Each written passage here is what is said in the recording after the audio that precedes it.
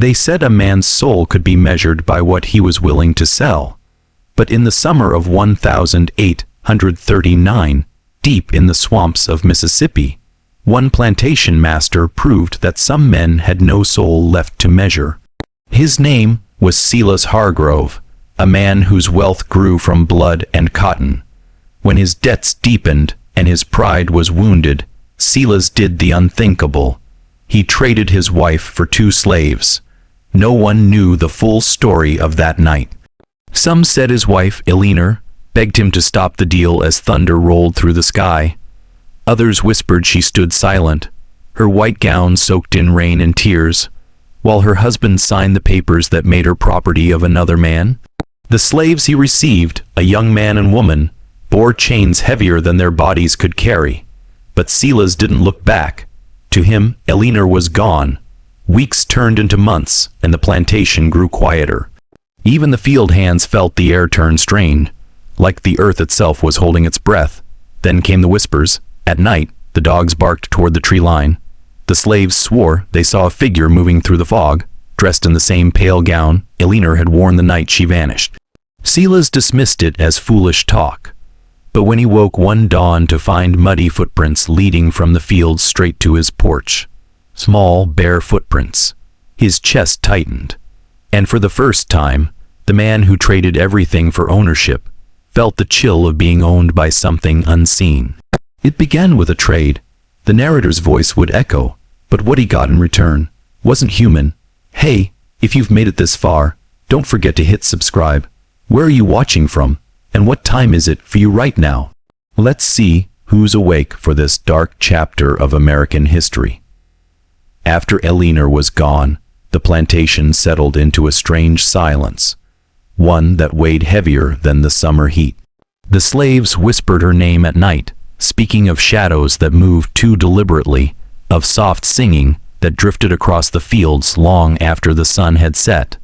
They said she appeared among the trees, always shrouded in mist, always watching, but never speaking. Some nights, a lantern flickered near the edge of the swamp, and those brave, or foolish enough to approach found nothing but footprints that disappeared into the mud. Others claimed they had glimpsed her reflection in the water, pale, hollow-eyed, and somehow older than she should have been.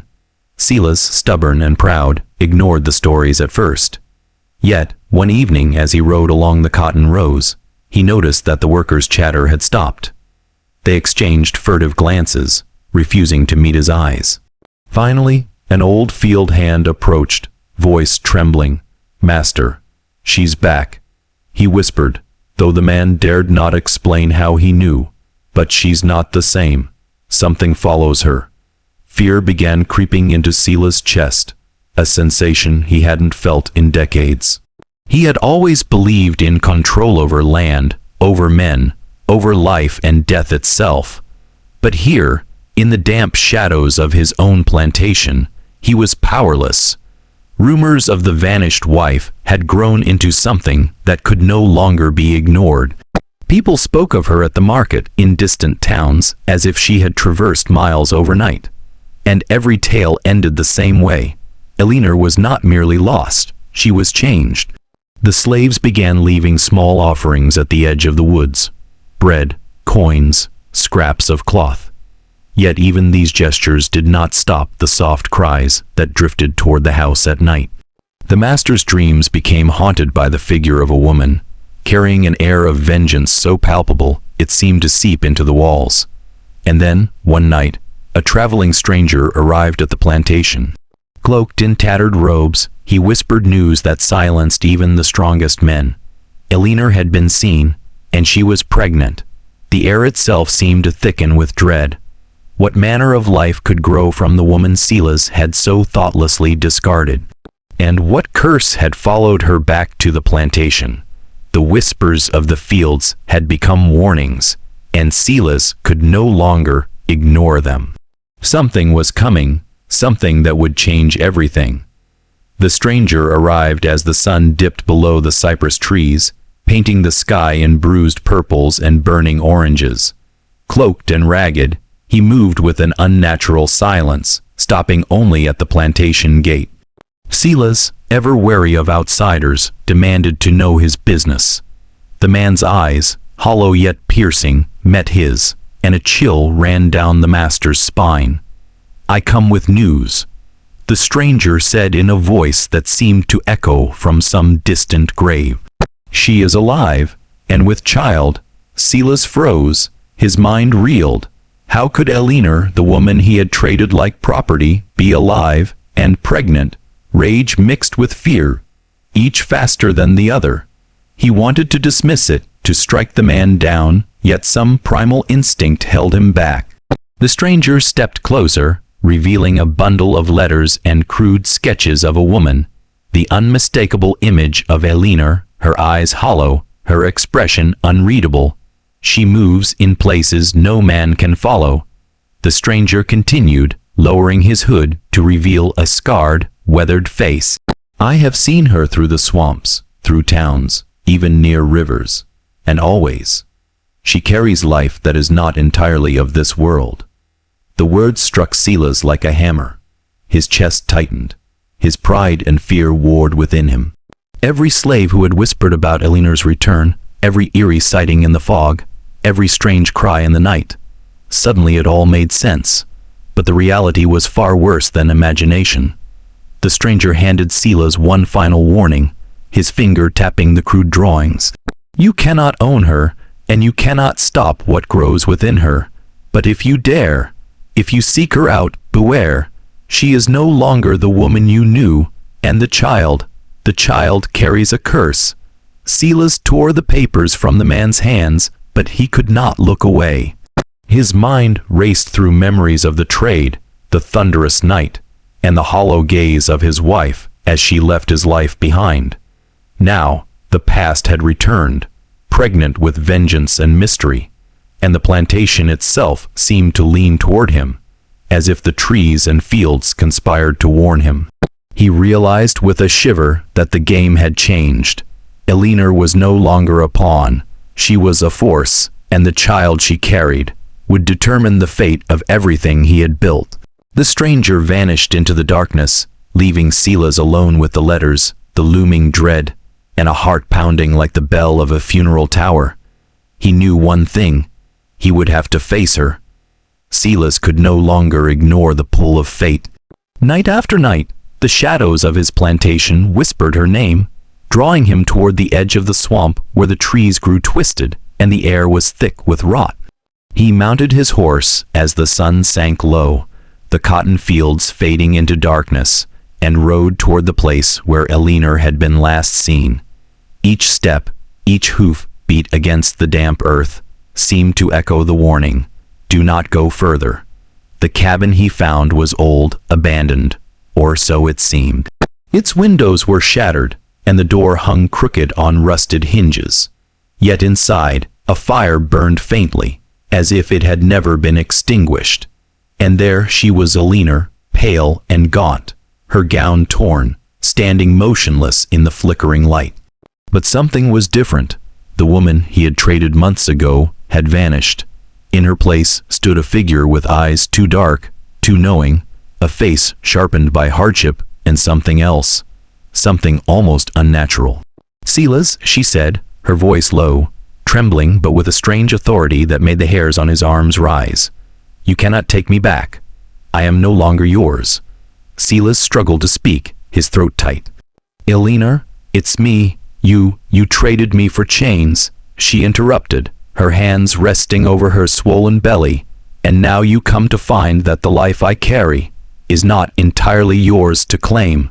Her words chilled him. He stepped closer, drawn by both fear and desire, and noticed the subtle signs, the inbred deformity creeping in her posture, the unnatural way her shadow seemed to slither along the walls, almost alive. There was something in the child she carried, some legacy he could not understand, some darkness born from the very act of betrayal.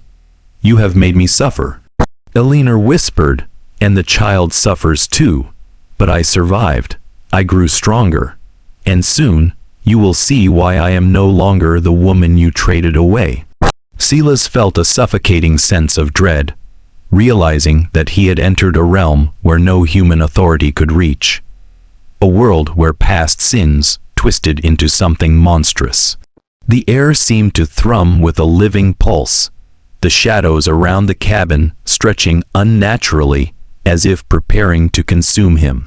And then a faint sound, soft, wet, almost breathing, echoed from the cradle where the child had yet to be born, warning him, some trades once made can never be undone. The night Eleanor went into labor, the plantation itself seemed to hold its breath. The wind outside moaned through the cypress trees, rattling the shutters, while the fog slithered like living fingers across the fields. Silas paced the cabin floor, heart hammering, knowing that whatever emerged from her womb would not be ordinary. The midwives arrived reluctantly, eyes wide with terror. They whispered of strange occurrences, candles flickering without cause, the room growing colder with each hour, and a faint, almost whispering chant that seemed to rise from the shadows themselves. Eleanor's cries echoed unnaturally, carrying through the walls like a warning. Hours passed, and then the child was born. At first glance, it was a boy, but the midwives recoiled. Its skin was pale, almost translucent. Its eyes were an unnatural mix of dark amber and shadow, too knowing for an infant. Its fingers were slightly elongated, and its cries carried an odd resonance, as though the room itself responded to its voice. Silas could not look away, the combination of fascination and horror rooting him to the spot. The child, though tiny, seemed older than it was. Whispers spread through the cabin. The women refused to touch it. The slave servants hid in the corners, and even the air felt tense with something unspoken. The child's gaze, when it finally opened its eyes, seemed to pierce straight into Silas's mind, unraveling every secret, every lie, every act of betrayal he had committed. Eleanor, exhausted but unbroken, cradled the child. "This is not merely mine," she said softly, voice trembling but firm. "It carries the mark of what you have done, of what has been stolen and traded. It is a reminder." From that night on, the plantation changed. Crops withered under shadowed skies. Animals became restless and violent, and the workers spoke in hushed tones of seeing the child crawling silently through the fog, eyes glowing faintly in the darkness. Silas felt his control slipping. For the first time, he understood that wealth and power could not shield him from the consequences of his choices. The child's presence was a living, breathing curse, a constant, unnerving reminder that some debts once incurred demand repayment in ways no man can escape. After the birth of Eleanor's child, the plantation fell into a creeping decay. What had once been fertile fields of cotton now rotted under a gray, unyielding sky. Silas watched in horror as crops withered overnight, their roots blackened as if poisoned from below. Livestock sickened without cause, and the air became thick with the iron scent of something unseen. The slaves whispered of a curse. They said the child was not born of simple flesh and blood, but of a dark lineage woven through betrayal and unnatural design. Some claimed to hear the baby crying in the woods, though Eleanor kept it hidden from all but herself. Others swore that at night, the plantation itself seemed alive, the trees bending unnaturally toward the cabin, the shadows pooling unnervingly around the house. Silas's mind began to unravel. He found himself sleepless, haunted by whispers that seemed to come from the soil itself. "You traded her, you traded her, you traded her." The voice carried no human source, yet it echoed in his skull, a relentless chant that shook him to the bone. One night, he ventured into the fog-drenched fields, desperate for understanding. The mist curled around his legs, clinging as if alive, and the distant cries of the child floated through the air. Silas stumbled upon footprints, bare, small, but unnaturally formed, leading to a dark hollow near the riverbank.